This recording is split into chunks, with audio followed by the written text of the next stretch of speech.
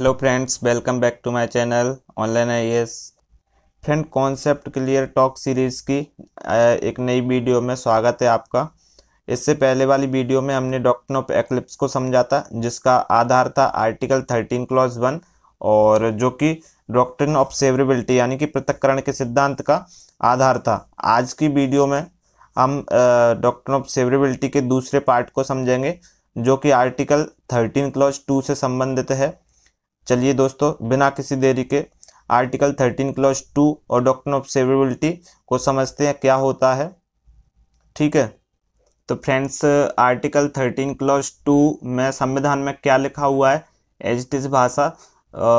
Article 13 clause 2 में लिखा हुआ है कि राज्य ऐसा कोई कानून नहीं बना सकता जो मौलिक अधिकारों को कम या समाप्त करता हो, और जिस सीमा तक कोई कानून मौलिक अधिकारों को कम या समाप्त करेगा उस सीमा तक वह कानून अवैध होगा। ठीक है, ये लिखा था आर्टिकल 13 क्लॉज 2 में, या ये लिखा हुआ है आर्टिकल 13 क्लॉज 2 में, संविधान के आर्टिकल 13 क्लॉज 2 में। तो चलिए इसको आसान भाषा में समझते हैं। इसका मतलब क्या है? इसका मतलब है कि हमारा संविधान यानी भारतीय संविधान 26 जनवरी 1950 को लागू हुआ, और उस समय मौलिक अधिकार 26 जनवरी 1950 को प्रवृत्त हो गए थे। क्योंकि उस समय नई नई सरकार थी, तो अपने हिसाब से संविधान को बदल भी सकती थी थोड़ा बहुत। तो संविधान निर्माताओं ने आर्टिकल 13 क्लॉज 2 में ये प्रावधान डाल दिया कि भाई मौलिक अधिकार हम नागरिकों को दे तो रहे हैं, ऐसा ना हो कि हमने तो इतनी मेहनत से और इतने विधिवत तरीके से नागरिकों को मौलिक अधिकार दिए हैं, लेकिन सरकार इन्हें 2-4 साल बाद ही नागरिकों से छीन ले। तो उसके संरक्षण के लिए आर्टिकल 13 क्लॉज 2 में प्रावधान डाला गया था कि राज्य का मतलब यहाँ पर केंद्र और राज्य सरकार दोनों से है, कि राज्य ऐसा कोई कानून नहीं बनाएगा जो मौलिक अधिकारों को कम या फिर समाप्त करे या फिर उनमें संशोधन करे। और यदि ऐसा करता भी है राज्य, तो इसके लिए क्या प्रावधान था? तो इसके लिए राइट्स दिए गए थे न्यायपालिका को, और न्यायपालिका में भी हाई कोर्ट और सुप्रीम कोर्ट दोनों को यह अधिकार है कि केंद्र या राज्य सरकार कोई ऐसा कानून बनाती है जो मौलिक अधिकारों को कम या समाप्त करे, तो न्यायपालिका उस कानून के हिस्से को या पूरे कानून को रद्द कर सकती है। तो चलिए पूरी प्रोसेस को समझते हैं कि ये जब आर्टिकल 13 क्लॉज 2 मेंशन किया गया था संविधान में, तो उसके बाद से क्या क्या प्रक्रिया रही और वर्तमान स्थिति क्या है डॉक्ट्रिन ऑफ सेवरेबिलिटी की और आर्टिकल 13 क्लॉज 2 की। तो जैसे ही हमारा संविधान लागू हुआ 26 जनवरी 1950 को, उसके बाद से आम जनता में और सरकारों के बीच में ये क्यूरियोसिटी, ये गुफ्तगू होने लगी कि क्या मौलिक अधिकारों में संशोधन किया जा सकता है या नहीं संसद के द्वारा। ठीक है, तो इसके लिए फिर न्यायपालिका में कुछ मामले आए, और जिनके माध्यम से देखा गया कि क्या संसद में मौलिक अधिकारों में संशोधन किया जा सकता है या नहीं। तो इसके संदर्भ में सबसे पहला मामला आया शंकरी प्रसाद केस 1951 का। पहला मामला कौन सा था? शंकरी प्रसाद मामला, जो कि 1951 में हुआ था, और इसमें सुप्रीम कोर्ट ने कहा था कि हाँ भाई, मौलिक अधिकारों में संशोधन किया जा सकता है। और फिर उसके बाद में दूसरा मामला आया सज्जन सिंह केस। दूसरा मामला सज्जन सिंह का आया 1965 में, और इसमें भी न्यायपालिका ने यानी कि सुप्रीम कोर्ट ने कहा कि हाँ, मौलिक अधिकारों में संशोधन किया जा सकता है।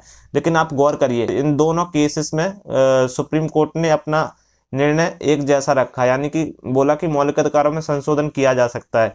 और हमारे संविधान निर्माताओं की सोच क्या थी? हमारे संविधान निर्माताओं की सोच थी कि मौलिक अधिकारों में कम से कम संशोधन किया जाए या ना संशोधन किया जाए। इसीलिए उन्होंने आर्टिकल 13 क्लॉज 2 में इस प्रावधान को जोड़ा था कि मौलिक अधिकारों में संशोधन ना किया जाए। यदि किया जाता है सरकार द्वारा, तो न्यायपालिका उसको अवैध घोषित कर सकती है। लेकिन न्यायपालिका ने क्या कहा कि भाई मौलिक अधिकारों में संशोधन किया जा सकता है।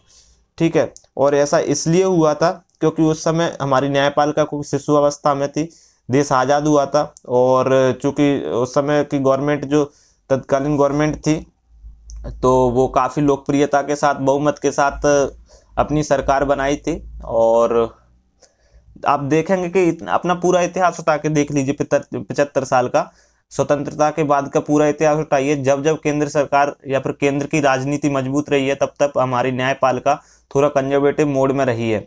चाहे वो फिर 1963 तक कांग्रेस सरकार हो, या इसके बाद की कांग्रेस सरकार, जब 71, 72, 75 वाला जो इंदिरा गांधी का टाइम पीरियड था वो वाली सरकार हो, या कहे कि वर्तमान में जो 2019 वाला टर्म बीजेपी का टर्म था वो वाली सरकार हो, तो इन सभी समय या फिर इन सभी टाइम पीरियड में हमारी न्यायपालिका ने कुछ ऐसे मामले जो कि वो अपोज कर सकती थी, सेंट्रल गवर्नमेंट के फेवर में दिए उन मामलों का निर्णय। ठीक है, तो इसीलिए यहाँ पर भी इसका एक कयास लगाया जा सकता है कि शंकरी प्रसाद केस और सज्जन सिंह केस में न्यायपालिका ने क्यों मौलिक अधिकारों को संशोधनीय माना। लेकिन जैसे ही देखिए गोलकनाथ मामला 1967 में आया और उसमें न्यायपालिका ने अपने पूर्ववर्ती निर्णयों को बदलते हुए कहा कि नहीं जी, मौलिक अधिकारों में संशोधन नहीं कर सकती संसद अब। और ये मामला कब का है? 1967 का। उस समय जो केंद्र की राजनीति थोड़ी थोड़ी कमजोर होने लगी थी। क्यों? क्योंकि उस समय के लोकप्रिय प्रधानमंत्री पंडित जवाहरलाल नेहरू का निधन हो चुका था। उसके बाद में दूसरे प्रधानमंत्री लाल बहादुर शास्त्री, उनका भी निधन हो चुका था। और इंदिरा गांधी जो कि नई नई राजनीति में आई थी, तो उस समय की राजनीति उतनी ज़्यादा स्ट्रांग नहीं थी केंद्र की, और इसलिए उस समय न्यायपालिका ने अपना निर्णय भी थोड़ा स्ट्रांग पॉइंट रखा और कहा कि मौलिक अधिकारों में संशोधन नहीं किया जा सकता। लेकिन बाद में आप देखेंगे कि केशवानंद भारती जब केस आएगा, उस समय केंद्र की सरकार बहुत स्ट्रांग पॉइंट में थी, तो उस समय गवर्नमेंट ने अपना निर्णय बदल दिया। गोलकनाथ वाले मामले को बदल के कहा कि संशोधन किया जा सकता है मौलिक अधिकारों में। देखते हैं कि केशवानंद भारती केस में न्यायपालिका ने क्या कहा। केशवानंद भारती केस से पहले हम देखेंगे कि गोलकनाथ मामले के अपोजिशन में या फिर कहें कि उसके विरोध में सेंट्रल गवर्नमेंट ने एक संविधान में संशोधन कर दिया, और संशोधन था 24वां संविधान संशोधन 1971। और इसके माध्यम से संविधान में एक नया अनुच्छेद जोड़ा, अनुच्छेद 13 क्लॉज 4, और इसमें कहा गया कि अनुच्छेद 13 क्लॉज 2 संविधान संशोधन पर लागू नहीं होगा, अर्थात संविधान संशोधन के द्वारा मौलिक अधिकार समाप्त किए जा सकते हैं। और इसी बात को लेकर फिर केशवानंद भारती केस, जो तो आप जानते ही हैं कि कितना फेमस है हमारी इंडियन पॉलिटी में, केशवानंद भारती मामला 1973 का, तो उस केस में 24वें संविधान संशोधन की वैधता को चुनौती दी गई, किंतु न्यायपालिका ने 24वें संविधान संशोधन को वैध ठहराया और कहा कि जी, मौलिक अधिकारों में संशोधन किया जा सकता है। लेकिन यहाँ पर न्यायपालिका ने एक नया कॉन्सेप्ट जारी किया, और उस कॉन्सेप्ट का नाम था बेसिक स्ट्रक्चर, यानी कि मूल ढांचा। और जब न्यायपालिका ने मूल ढांचे का सिद्धांत विकसित किया, तो संसद से कहा कि आप मौलिक अधिकारों में संशोधन तो कर सकते हैं, लेकिन आप यदि मौलिक अधिकारों में कोई बेसिक ढांचा पाया जाता है, बेसिक स्ट्रक्चर पाया जाता है, तो इस हिस्से को आप संशोधित नहीं कर सकते। और फिर ये भी कह दिया कि बेसिक स्ट्रक्चर यानी कि मूल ढांचा क्या होगा, ना तो ये संविधान में लिखा है और ना ही हम इसको परिभाषित कर रहे हैं। हाँ, हम समय समय पर ये बताते रहेंगे कि कौन सा प्रावधान संविधान का मूल ढांचा है और कौन सा प्रावधान मूल ढांचा नहीं है। ठीक है, और तब से मतलब केशवानंद भारती केस के निर्णय के बाद से वर्तमान स्थिति ये है कि संसद मौलिक अधिकारों में संशोधन कर सकती है। तो चलिए देखते हैं कि फिर मौलिक अधिकारों में संशोधन किस तरीके से किया जाता है, किस विधि के द्वारा किया जाता है या किस प्रोसेस के द्वारा किया जाता है। तो जैसे कि यहाँ पर लिखा है कि संसद मौलिक अधिकारों में संशोधन कर सकती है, और मौलिक अधिकारों में संशोधन सदैव विशेष बहुमत से ही किया जाएगा। और विशेष बहुमत कौन सा होगा? तो विशेष बहुमत होगा दूसरे प्रकार का, यानी कि second type of special majority. क्या होती है second type of special majority? यदि आपको बहुमत यानी कि भारतीय राजनीति में या भारतीय संसदीय प्रणाली में बहुमत समझने हैं कि कितने प्रकार के बहुमत होते हैं, कौन कौन से बहुमत होते हैं, ठीक है, ये बहुमत कहाँ कहाँ पर प्रयोग किए जाते हैं, क्या प्रक्रिया रहती है, तो इसके लिए मैंने विस्तार से एक वीडियो बनाया है कॉन्सेप्ट क्लियर टॉक सीरीज का ही। और यदि आप चाहते हैं कि बहुमत के प्रकार आपको आसान भाषा में समझ में आए विथ एग्जाम्पल के, ठीक है, तो आप मेरी उस वीडियो को चैनल पर विजिट करके देख सकते हैं। मुझे नहीं लगता कि उस वीडियो को देखने के बाद आपको बहुमत के प्रकार के लिए किसी और वीडियो की या किसी और कंटेंट की जरूरत पड़ेगी पढ़ने की। एकदम शीशे की तरह साफ हो जाएगा आपका पूरा कॉन्सेप्ट, ठीक है। तो आप उस वीडियो को जाके चैनल पर जाके विजिट कर सकते हैं। लेकिन फिर भी चलिए मैं यहाँ पर थोड़ा बता देता हूँ कि दूसरे प्रकार का विशेष बहुमत का अर्थ होता क्या है और कैसे इसमें संशोधन किया जाता है मौलिक अधिकारों में।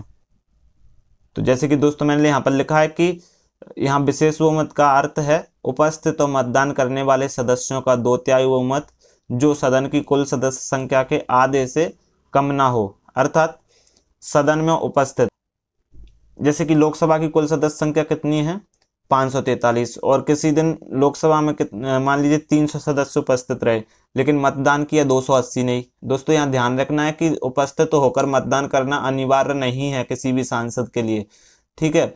तो मान लीजिए 300 उपस्थित रहे और 280 ने मतदान किया, तो 280 सदस्यों का 2/3 बहुमत, यानी कि 280 के 2/3 सांसद जो है प्रस्ताव पर वोट करने चाहिए, लेकिन उपस्थित तो मतदान करने वाले सदस्यों का 2/3 बहुमत जो कुल सदस्य संख्या के आधे से कम ना हो। कुल सदस्य संख्या कितनी थी 543, उसका आधा प्लस 1 कितना होगा, तो इसका होगा 272। तो मिनिमम 272 सदस्य तो प्रस्ताव के पक्ष में वोट डालने चाहिए, तभी मौलिक अधिकारों के संशोधन वाला विधेयक पारित होगा लोकसभा से, अन्यथा पारित नहीं होगा, ठीक है। तो ये है यहाँ पर दूसरे प्रकार के विशेष बहुमत का मतलब। और यह था डॉक्ट्रिन ऑफ सेवरेबिलिटी और आर्टिकल 13 क्लॉज 2। तो हमने आर्टिकल 13 क्लॉज 2 के माध्यम से समझा डॉक्ट्रिन ऑफ सेवरेबिलिटी के दूसरे पार्ट को, और इससे पहले हमने आर्टिकल 13 क्लॉज 1 को समझा था, जिसमें डॉक्ट्रिन ऑफ एक्लिप्स या आच्छादन के सिद्धांत को समझा। तो हमने डॉक्ट्रिन ऑफ सेवरेबिलिटी के दोनों पार्ट को समझ लिया कि क्या होता है, जिसका स्रोत आर्टिकल 13 क्लॉज 1 और 13 क्लॉज 2 है। तो कैसी लगी आपको ये वीडियो, कमेंट बॉक्स में कमेंट करके बताइए। दोस्तों आप अपनी प्रतिक्रिया जरूर दिया करिए, क्योंकि मुझे पता रहेगा कि कौन सी वीडियो आपको पसंद आ रही है, कौन सी नहीं आ रही है, और मेरे जो पढ़ाने का तरीका है वो आपको पसंद आ रहा है या नहीं आ रहा है। यदि नहीं आ रहा है तो वो भी आप अपनी प्रतिक्रिया दीजिए, और आ रहा है तो वो भी बताइए, ताकि मैं अपनी चीज़ों में सुधार कर सकूं। यदि नहीं आ रहा होगा तो मैं अपने पढ़ाने के तरीके को बदलूंगा, और यदि आ रहा होगा तो मुझे मोटिवेशन मिलेगा कि हाँ भाई चलो दोस्तों, लोगों को पसंद आ रहा है पढ़ाने का तरीका, तो मैं इसी तरीके से पढ़ाऊंगा, ठीक है। लेकिन आप रिएक्शन जरूर किया कीजिए, ताकि मुझे पता चले कि मुझे क्या करने की और ज़रूरत है, ठीक है। और यदि आप चैनल पर नए हैं तो चैनल को जरूर सब्सक्राइब कर लीजिए भाई, और एक लाइक ज़रूर कर दीजिए, ताकि मैं समझ जाऊंगा कि हाँ आपको वीडियो पसंद आई है। और पसंद आई हो तभी लाइक करना, नहीं आई हो तो मत करना, कोई बात नहीं, ठीक है। तो आज की वीडियो में इतना ही, मिलते हैं कॉन्सेप्ट क्लियर टॉक की किसी नई वीडियो में। तब तक के लिए धन्यवाद, पढ़ते रहिए।